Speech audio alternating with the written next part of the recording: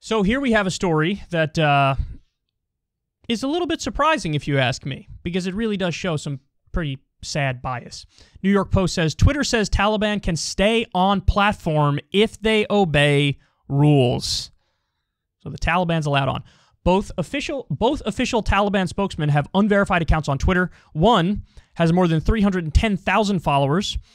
His most recent tweet, as of Tuesday afternoon, promoted a press conference by Taliban leaders and drew hundreds of responses, many of them from well-wishers.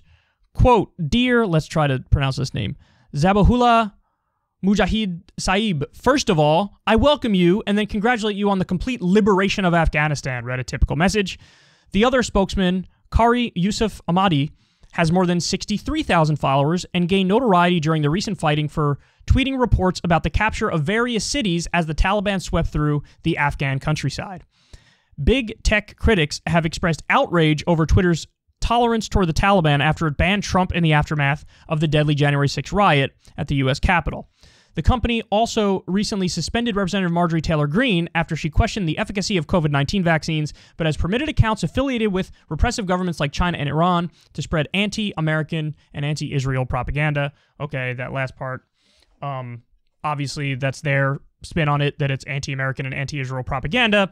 But so let's discuss this, because this is really interesting and important. The argument made against Trump as to why he was banned is like, hey, look at the things that you were saying that facilitated and defended the January 6th storming of the Capitol and the riot. And, you know, we talked about it at the time. In real time, it was very clear to me Trump was talking out of both sides of his mouth. He gave a speech before they stormed the Capitol and basically said, go to the Capitol. And he's very clearly egging them on and talking about, we can't let them get away with this. We can't let them steal the election.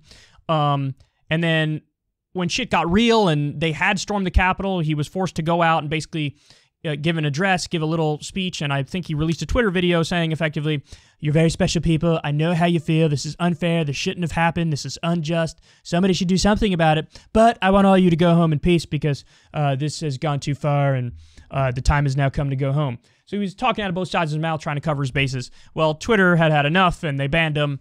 There were also a number of times previously where he seemingly violated Twitter's terms of service, but he got away with it, like directly threatening to bomb North Korea, among other things. So, but the argument for the actual ban was related to the January 6th event. And I'm not sure, actually, to be clear, I'm not sure if that was Facebook's justification or Twitter's, or I'm sort of getting the different social media companies mixed up in my mind right now. Correct me if I'm wrong on that, but I think the banning of Trump from Twitter was related to January 6th. So the idea was, facilitated a coup attempt, gotta go. Okay. Well,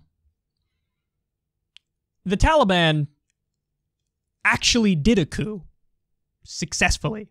Now, don't get it twisted. The government before, the American puppet government, was a total farce. It was a house of cards. It was ridiculous, but it was the acting government of Afghanistan. This isn't a defense of that government, but it is also just an objective descriptor to say that is the government. That was the government.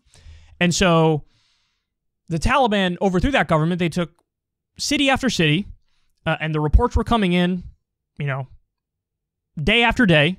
We learned, oh, they took Jalalabad, oh, they took Kandahar, oh, they took Kabul, finally. So they did a coup, and they were tweeting it in real time. And Twitter says, well, as long as they don't violate our policies, we're going to allow the Taliban to stay on. But hold on. The argument against Trump was, you were pushing for a coup, so you got to go.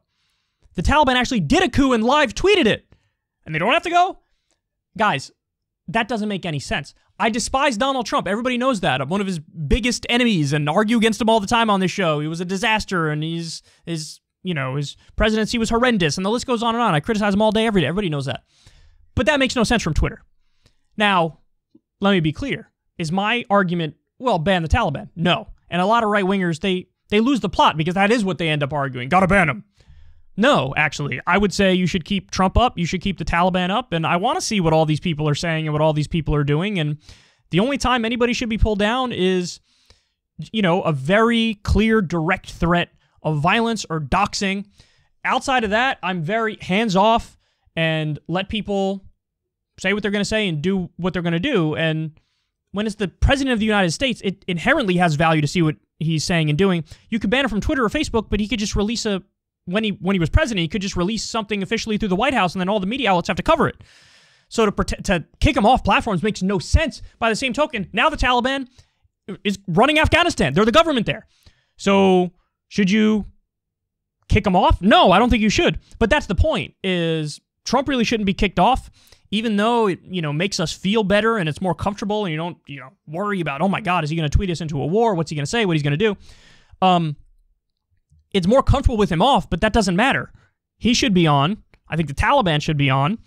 And they need to have, more objective standards and more reasonable standards that I think are more in alignment with the way we act in the United States with the First Amendment. To ban Marjorie Taylor Greene over COVID misinformation, but you don't ban a Taliban operative when they're live tweeting a coup. Do you not understand how silly that is? Now, that's not a defense of what Marjorie Taylor Greene said. Marjorie Taylor Greene was wrong with everything she said on COVID.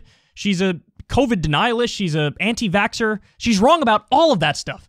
But the only way you defeat that misinformation is to engage with it. You can't just ban it.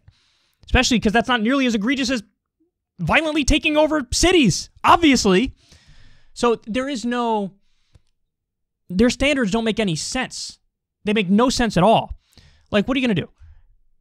Former dictators or people who committed war crimes, that's way worse than, than spreading COVID misinformation, in my opinion, or people who committed triple homicides and are now on Twitter. They're allowed to do that and then stay, I get the argument of it should be whatever happened on the platform is the thing that matters, but it's also the case that a lot of social media outlets have banned people when there wasn't anything that happened on that platform. That happened with Trump and one of the platforms.